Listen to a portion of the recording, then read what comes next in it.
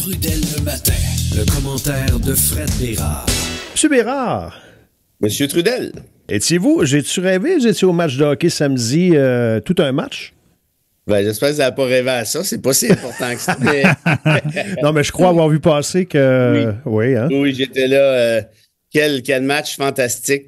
Fin de troisième, milieu de troisième période. Absolument. Wow. 3 buts en 4 minutes, la remontée. Hein? C'était très spectaculaire. Écoute, la foule qui criait Blackwood, Black. Ben oui. Un classique. C'était vraiment le fun. Et j'ai cru, parce que, justement, Blackwood semblait pas super solide, que le Canadien allait en profiter en prolongation ou encore dans les tirs de barrage. Ben oui. Mais c'est venu prêt. Mais c'est un gros point. Puis il y a de l'action, ça sent une série, on peut dire ça, Fred? Hein? Ah, ça sent, écoute, je te dirais que moi, ça fait quand même, je sais pas, là, une dizaine d'années que j'ai billet de saison, peut-être. Puis habituellement, là, à ce temps-ci de l'année, mars-avril, t'invites quelqu'un, c'est comme si tu demandais de venir faire ta toiture un samedi matin à 6 heures. Et là, comme par hasard, je reçois plein de gens. Hey, si tu peux, on pourrait y aller. Je vais payer mon billet, inquiète-toi pas. C'est pas, je m'inquiète pas de ça. C'est pas ça. Et là, tout à coup, il y a plein de gens prêts à venir faire la toiture. C'est d'une subtilité sans nom. Ah, t'as jamais eu autant d'amis. Ah non, je te jure, là, hey, je vais être à Montréal par hasard. Ben oui. Le match du... Ah oui, gadon. Moi, je ferme ma gueule, j'ai fait la même chose, je sais pas quelle année. T'es pas tout seul, hein, get in line. Hey, Fred, je suis en ville. Ah ouais? Puis... En ville, le match contre Connor Bedard, qui jamais t'as tenté d'aller souper. Ah, tu vas au match! Moi, c'était contre Toronto la dernière fois, puis on avait eu toute une game. Je m'étais levé, et moi, je suis pas un partisan du Canadien, et le Canadien avait gagné en prolongation, puis je m'étais levé, j'avais fait comme, je fais là, moi. T'avais peur d'avoir l'air fou, t'applaudissais? Non, mais j'étais emporté par... Écoute, veux pas, t'es emporté par l'espèce d'ambiance, là, l'espèce de... Ouais. Et 20 000 personnes crinquées. Mais je te dirais, le 4e but du Canadien, là, samedi, là, c'est... Wow! C'était quelque chose. Quand les gens commencent à y croire, tu sais, ils y croient plus parce que c'est 4-1, puis Colorado, c'est pas une petite équipe, là. Quand l'espèce d'espoir renaît, là, c'est comme dans la vie, hein. Tu la sens, c'est graduel, là, c'est fou raide. OK. Je sais pas si les élections vont nous faire vivre ce même genre de... Je pense pas. Écoute, sur 36 jours, ça va être difficile de garder l'adrénaline à son paroxysme, mais on verra. Ouais, on va reparler parce qu'avant, faut souligner qu'à partir de ce matin, on passe aux choses sérieuses. On commence à mentionner des noms. Oh oui, il y a des gens qui ont oublié de faire leur don à la Fondation. Ouais, c'est un oubli, ben oui. Ben oui, on va leur rappeler. C'est pas grave. Rappel amical. Mais un seul par jour, hein, pour laisser le temps aux autres de se rappeler. Ah, oui, c'est vrai. J'avais dit que... Ouais, mais c'est parfait. C'est parfait, puis j'ai quelqu'un que j'aime beaucoup comme premier choix aujourd'hui, parce que j'ai fait une liste, hein. C'est ça, quand j'ai manqué de son vendredi dernier, c'est ça que je suis en train d'expliquer. Okay. J'ai fait une liste de mes 50 meilleurs amis et meilleures connaissances de Mont-Laurier, parce que le concours s'étire sur quand même jusqu'au 25 avril, puis après ça, il faut corriger les copies et tout. Alors, j'ai calculé que j'ai à peu près une cinquantaine de chroniques de radio à faire. Fait que je lui ai fait une liste de 50 noms. Et je prends ça au hasard comme ça. Fait que ceux qui se disent, ben moi je le connais, Bérard, mais pas assez, il va pas quand même balancer mon nom en premier. Pas sûr de ça. C'est mal connaître Bérard. On verra.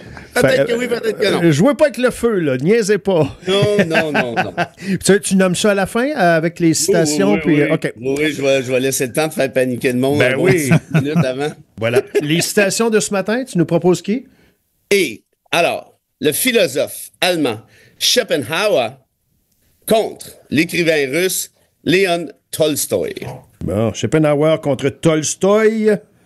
Je vous dis pas qui choisir, mais je disais que Schopenhauer est très drôle. C'est lui notamment qui disait, c'est pas la citation d'aujourd'hui, mais il est pas subtil, il y a deux types. Schopenhauer disait, il y a 2 types de gens sur la Terre. Oui. Évitez les 2. C'est bon. Alors, Schopenhauer, ça c'est le drôle contre Tolstoï. Qui est pas un rigolo, mais qui est un écrivain russe. Écoute, c'est une légende. Ouais. Pas juste Russie, là. Une légende planétaire. Et bravo de faire de la place aux Russes. T'as quand même une ouverture d'esprit à ces temps. J'essaie de me dire que c'est comme si les Américains débarquaient ici. C'est pas tous les Américains qui sont tombés sur la tête. Donc voilà. C'est un petit peu là je m'en allais. C'est Ovechkin, moi je l'aime quand même, là, même si c'est Poutine qui dirige le pays, là. Ouais, il était proche de Poutine pas mal, là, ça, c'est... Ouais. En tout cas. Mais en tout cas, je fais Wayne Gretzky, je l'aime plus, c'est fini, là. Ben, il s'est fait pitcher de la merde en fin de semaine, hein? La statue, pas lui. C'est pas lui qui a commencé. Je veux dire, c'est pas le piton qui a commencé, hein. Si tu t'en vas t'accoter sur Donald à Mar-a-Lago, puis t'es pas capable de dire que non, ça n'a pas de bon sens ce qu'il fait, bon, ben là, il va falloir que tu vives avec les conséquences, mon beau Wayne. Ouais. C'est plate, là, mais on est rendu là. Moi, Wayne Gretzky est une idole d'enfance, comme à peu près n'importe quel TQ qui... de notre génération. Qui aimait le hockey, de toute évidence. Mais j'avais ses biographies, ses vidéos de toutes sortes d'affaires. Mais là, non. Désolé. Là, si t'as plus un fasciste, moi, je peux pas être dans le rang de tes admirateurs. Et dans ce genre de situation-là, je veux juste une mise au point parce qu'il y a des gens qui nous amènent toujours l'argument de « Ouais, mais là, t'en as contre ceux qui n'ont pas la même opinion que toi. » Puis on n'est pas à la même place. Là. Mettons, c'est une élection normale, une situation normale. T'es libéral, je suis péquiste, je vais te parler, là. Mais là, on parle. Ici, on parle de position fasciste, on parle de l'extrême. Là. Si vous voulez savoir ce que vous auriez fait là, juste avant l'Allemagne nazie, ben regardez votre position actuellement. Puis c'est exactement ça que vous auriez fait. On est en 1933. Et les études commencent à sortir. Moi, ça fait un bout de temps que je vous le dis, mais il y a des études universitaires qui commencent à appuyer ça. On est dans une ère de proto-fascisme, c'est-à-dire tous les éléments sont là, sont en place pour que les États-Unis sombrent vers un fascisme formel, officiel. On est là. Alors là, il faut choisir son camp. Ou on est un collabo, ou on dénonce le fascisme, ou on s'en fout. Puis ça, c'est une posture genre, ben moi, je m'en mêle pas. Moi, je pense pas que c'est une bonne approche. Je pense qu'il faut choisir son camp. Puis le camp du « je m'en mêle pas » n'est pas un camp valable, à mon avis, bien que je suis obligé de respecter l'opinion de ceux qui ont décidé cette approche-là. Mais si vous trouvez ça normal, ce qui se passe aux États-Unis, moi, je vous dirais que vous auriez trouvé ça normal, ce qui se passait en Allemagne en 1933, parce que c'est exactement là qu'on est. Les tribunaux sont en train de s'effondrer. Il y a de la police partout. On jette en prison des opposants politiques. On arrête des Canadiens, on en a parlé, on arrête des scientifiques français et on ne suit plus la règle de droit. Ça s'appelle du proto-fasciste et bientôt probablement du fasciste tout court. Tu fais une excellente capsule d'ailleurs de façon quotidienne sur les réseaux sociaux que de plus en plus de gens suivent et tu as de plus en plus d'opposants également, ceux qui débarquent là, pour te dire que tu vas trop loin puis que tu capotes pour rien puis ci puis ça. Là, mais, oui, c'est ça, oui, je capote pour rien, oui, c'est clair. Mais à suivre, Make Fascism Great Again, que tu as appelé ça? Make Fascism Great Again. Ceux qui me disent, occupe-toi donc de ce qui se passe ici, c'est comme... Ça se passe pas mal ici. Mais moi, je leur réponds même plus. Là. Ils m'ont assez fait perdre de temps pendant la pandémie. Puis d'ailleurs, c'est à peu près les mêmes. Là. Toujours le même genre de photos. Toujours des gars dans trentaine, quarantaine avec un motocross. Là. Je sais pas pourquoi. Ou pas leur vrai nom puis pas de photos. Ouais. Il y a des robots aussi. Puis je veux pas insulter les gens qui font du motocross. J'aime bien faire du motocross. Là, mais tu sais, l'espèce de MAGA, là, ceux qui sont excités par les gros bras d'Andrew Tate et compagnie. Là. Le Trumpiste moyen, disons ça comme ça. Ouais. Mais c'est pas grave, moi je leur réponds plus, puis il me dérange même plus. Moi je veux juste faire ces capsules-là pour dire aux gens, voici, ça c'est un exemple de fascisme. J'essaie de faire ça de manière la plus pédagogique possible, puis je réfère par exemple à Umberto Eco, reconnaître le fascisme et tout. Puis là, bon, si les Trumpistes n'aiment pas ça, j'imagine que c'est tout à fait normal, puis c'est pas plus grave que ça. La campagne est lancée. Avec, évidemment, ça comme toile de fond, ça va être difficile de faire comme si ça n'existait pas. Hein? On le sent déjà. Tout le monde se positionne un peu comme celui qui va être capable de riposter à Trump, ou en tout cas y tenir tête. Et c'était prévisible. C'est la position qu'il faut adopter. Qu'est-ce que tu en penses? Ben, c'est drôle parce que je viens juste de tourner une capsule sur Make Fascism Great Again qui va porter sur Pierre Poilievre. Ça va être publié à 11h30 à peu près. Puis c'est la première fois que je fais un truc en rapport avec la politique canadienne parce que je voulais vraiment m'intéresser à ce qui se passait là-bas. T'sais, ce que je dis dans le fond, c'est Poilievre, c'est pas Trump. Il faut faire attention aux généralités, mais c'est un mini-Trump, par contre. Parce qu'il a adopté le livre de recettes Mais tu trouves pas qu'il s'est repositionné un peu récemment? Ben, il s'est positionné parce qu'il n'y a pas bien le choix, parce que là, les gens font « Hey, que c'est ça, cette affaire-là? On veut pas être annexé. » Mais avant ça, le gars, il allait encore à fond Léon. Puis Pierre Poilievre, pour ceux qui s'intéressent, je peux vous faire un petit portrait. Puis là, je précise ceci. Je vous dis pas pour qui voter. Vous voterez pour le Bloc, vous voterez pour les libéraux, vous voterez pour le NPD, le Parti culinaire, je m'en fous. mais Poilievre, si vous votez pour Poilievre, vous prenez la chance de faire l'apologie de quelqu'un qui s'est inspiré pas mal de Trump. Dans mon livre sur Omar Khadr, j'accuse les tortionnaires, je le brasse un peu Poilievre avec des citations qu'il a prononcées pendant cette affaire-là. Ouais. Le gars, il ment à journée longue et il a basé sa carrière politique sur des attaques purement personnelles, sur la juste inflation, les slogans creux, le gros bon sens, des affaires qui veulent rien dire au final, puis il propose jamais de contenu. J'y propose jamais de trucs constructifs. Hein, il avait attaqué Valérie Plante, la mairesse de Montréal. Il a attaqué Bruno Marchand, le maire de Québec. Il attaque tout ce qui bouge, tout le temps, mais il propose jamais rien. Hein, combien de fois qu'il a tapé sa tête de Trudeau en macaque? T'as-tu déjà entendu Pierre Poilievre proposer quelque chose? Non, mais là, on va avoir des débats. Ouais, là, ça va être différent en campagne. Déjà, on voit là, que la façon qu'il se comporte est différente. Là. Tu sais, il a l'air plus doux. Là. Tu sais, il est moins arrogant qu'il l'était avant les élections. Tu trouves pas? C'est pas bien dur, là, tu sais, quand tu perds je sais bien, mais d'un coup. Puis je vais terminer là-dessus, si vous me permettez. Hier, Danielle Smith, la première ministre d'Alberta, qui est très, très trumpiste, elle était à Mar-a-Lago. C'est une populaire.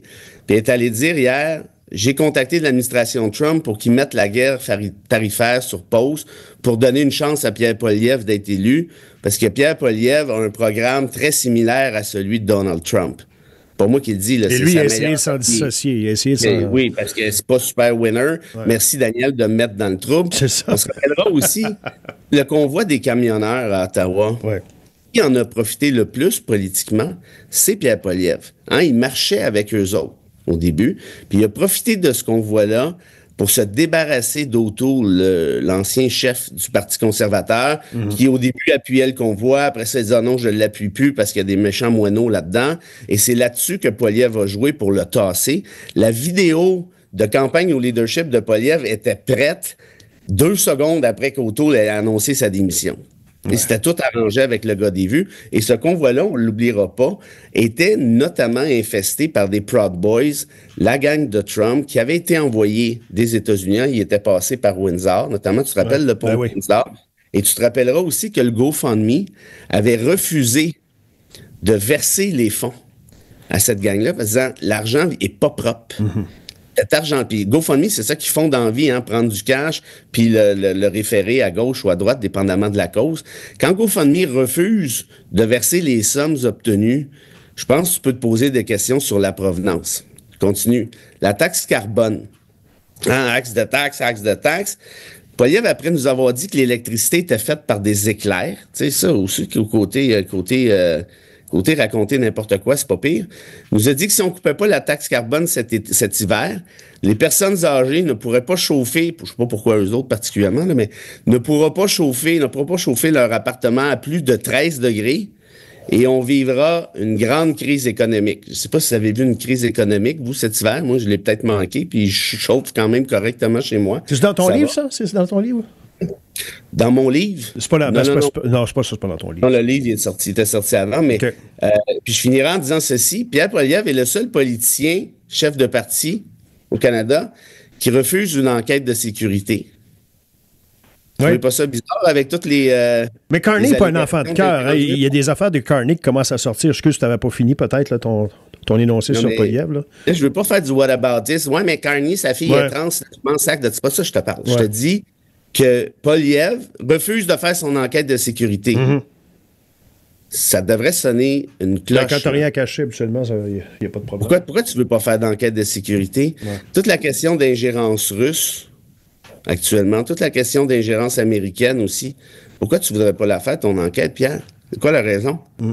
Il répond rien à ça. Bon, là, tu vas me dire que Carney n'est pas parfait. Évidemment qu'il n'est pas parfait. Je sais pas pourquoi tu me dis ça. Puis tu vas me dire que Blanchet a pris de la bédaine. OK, ouais, bon, c'est correct. À part de ça, as-tu autre chose? Non, ça va aller. Puis, Signe, il gagnera pas. Ouais, OK, mais je sais pas pourquoi cette espèce de manie. Ben, c'est le réflexe, c'est le réflexe. Ben, c'est parce qu'on...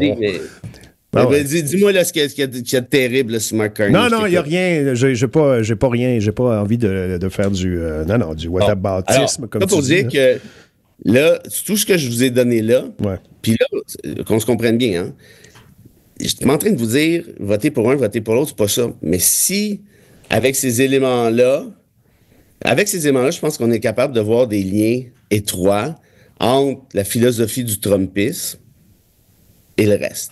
Mais est-ce que ça se pourrait qu'au-delà de ça, les gens aient voir le programme, tu vas me dire, oui, mais il est creux son programme, il n'y a rien. Mais admettons que je décide de creuser. Oui, c'est ça. Il me semble que je décide de m'y intéresser, moi. Parce que je veux un changement. Les libéraux, j'y crois plus. Ils ont massacré la... Poilievre hier a dit, un libéral reste un libéral. Voilà. Ben oui. un autre beau slogan. C'est beau, Pierre. Non, mais c'est ça, c'est toujours des spins.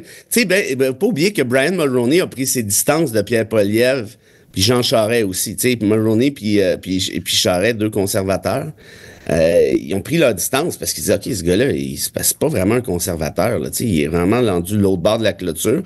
En tout cas, je le répète, vous aimez pas les libéraux. T'sais, moi aussi, je suis écœuré des libéraux. Tout le monde est écœuré des libéraux. Avec Carney, c'est peut-être un peu de la poudre aux yeux, à quelque part, parce que ça reste le Parti libéral. Mais il y a quand même d'autres options. Juste dans votre comté, vous pouvez voter pour Marie-Hélène, pour le Bloc, il y a la NPD, il y a d'autres. Je disais, il y a d'autres. Maintenant, si on veut faire face à Trump, c'est sûr que c'est pas le Bloc qui va s'occuper de ça, puis c'est très peu vraisemblable que ce soit la NPD. Donc, il reste le choix entre les conservateurs et les libéraux fédéraux. C'est plate, OK, Carney, pas parfait, bon, on se comprend, mais c'est parce qu'entre les deux, à mon avis, la réponse est quand même assez simple. Et avant d'aller à la citation et à la belle histoire, tu penses quoi du fait qu'il se positionne comme invoquant le changement, Mark Carney, alors qu'il est la suite de Trudeau, en quelque sorte, là, si on veut? Ben, il n'y a pas ben le choix. Moi, je te dirais que côté timing, là, tu sais, Carney a gagné le jackpot, là. Ah, c'est sûr. Puis, il faut pas oublier qu'au Canada anglais, c'est revirement. J'aime pas ça, cette expression-là, parce qu'il y a beaucoup de Canadiens français hors Québec, mais à l'extérieur du Québec, un changement de situation comme ça, c'est pas classique. Hein. Il y avait eu Kim Campbell qui était partie en avance, puis elle s'était vraiment cassé la gueule. Mais à part ça, c'est plutôt les élections. Le sort des élections est pratiquement connu au moment où l'élection débute. Et là, on verra ce que ça donne, mais disons que Carney est sorti des boulamites. Personne n'y croyait. En tout cas, moi, je ne croyais pas du tout. Je pensais qu'elle allait se faire ramasser.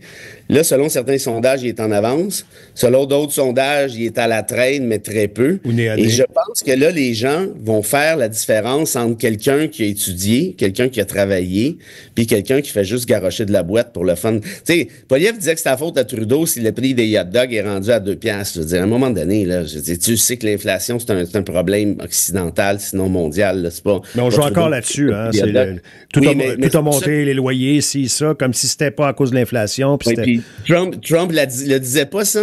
Il disait pas que regardez combien que ça coûte la douzaine d'eux, là, depuis que les démocrates sont là, puis que ça a l'air... Là, il est pogné avec ça parce que les gens attendent que ça baisse, puis ça baisse pas. Ben non, mais ça, c'est l'économie, là, ça se gère pas comme ça en claquant des doigts. Puis là, ta douzaine d'eux aux États-Unis est rendue 22 piastres. Et c'est triste parce que c'est de cette façon-là que les gens votent, parce qu'ils veulent avoir de l'argent dans leur poche. Mais ça, je comprends ça. Tout ce que j'essaie de dire, c'est que Poilievre, c'est un piège. C'est un piège à con, pour le dire bien franchement, parce que c'est des slogans... Non, mais c'est des slogans creux qui veulent absolument rien dire. Il y a jamais... je le répète, il n'y a rien de constructif. S'il nous disait comment il allait le baisser, le prix des œufs, on pourrait quand même écouter. Ouais. Mais là, il dit pas. Tout ce qu'il dit, c'est à cause de Trudeau, le prix des hot dogs est rendu cher. Ouais, okay, je comprends. Puis toi, tu vas baisser comment le prix des hot dogs, Pierre? Ah, ben ça, c'est pas tes affaires. Ah, OK, correct. On peut faire comme avec Trump. Axe de taxe. Oui, axe de taxe. Puis on va prier le petit Jésus que ça marche. Moi, j'ai l'impression que c'est peut-être pas une bonne idée. Voilà. Ceux qui prient le petit Jésus actuellement, c'est ceux qui ont peur d'être nommés. Alors, qui tu balances ce matin, Fred? Écoute, comme première... comme premier ami. Et je l'ai vu, écoute, ça faisait longtemps que je l'avais vu, mais je l'ai vu à l'automne dernier, dans une célébration de mariage d'amis communs. C'est mon ami Serge Brisebois, qui est un gars, mais sympathique, généreux en plus de ça. Tu sais, un maudit bon Jack. Moi, je le connais des années, ça fait longtemps, là, de l'envol. Puis Serge, cœur sur la main, mon ami, t'as oublié de faire ton don à la Fondation. Je suis sûr que tu vas être capable de régler ça aujourd'hui. www.Fondation Frédéric Bérard. On compte sur toi, puis j'ai vraiment hâte de te revoir. Puis tout le monde qui le connaît va te dire, Serge Brisebois, c'est un gars en or. Voilà. Ben oui, ça, c'est réglé. Un petit oubli, Serge, ça peut arriver. Ça arrive au meilleur. Surtout que là, c'est la première semaine. Il était peut-être en vacances. Va donc savoir. Je peux dire, il y a un journaliste en avant de moi qui a moins chaud. Là. Il respire un peu mieux.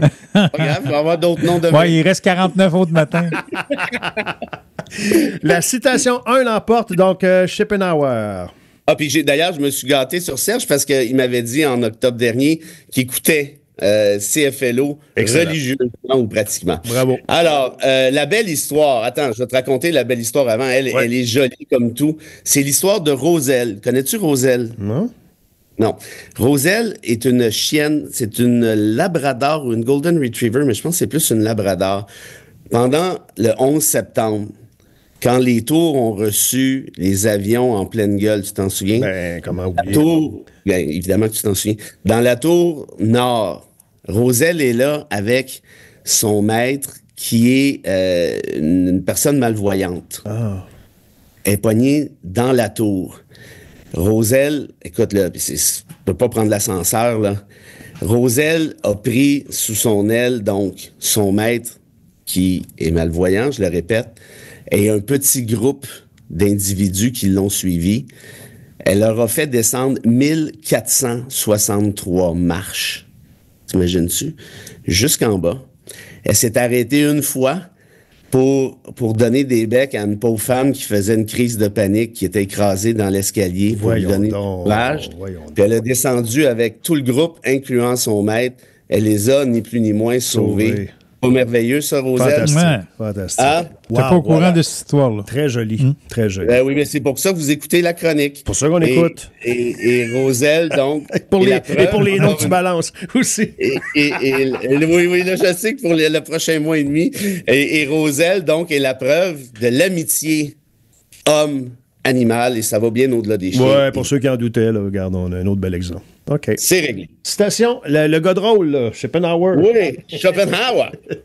Schopenhauer disait ceci, et ça n'a aucun lien avec le reste de la chronique sur Trump, à rien d'à rien. Schopenhauer disait, si tu veux t'adresser à un large auditoire, adresse-toi aux idiots. C'est fin, mes auditeurs. Mais non, mais là, c'est toi qui... T'es bien... Je le sais. C'est toi qui les as traités. Schopenhauer, il n'était pas CFLO. Je pense pas, en tout cas. Sûrement pas. Hey, on s'en retrouve demain. Il est mort avant la naissance de CFLO. Mais non. Il y avait zéro... Non, pas de farce, là. Ça, je suis sérieux, là. Il y avait zéro lien avec l'auditoire comme tel. C'est une formule. Quand Trump veut se faire élire, il s'adresse aux idiots. Ouais. C'est à ça qu'il faisait référence Schopenhauer. Et il abolit le département de l'enseignement. Ben, pourquoi? De l'éducation. Alors, lâche ton nombril, là, c'est pas de toi qui est ta question. Ce sera pas facile. À demain. Allez, Fred. Un Salut, là. de Frédéric À Bérard, bientôt. une présentation de GM.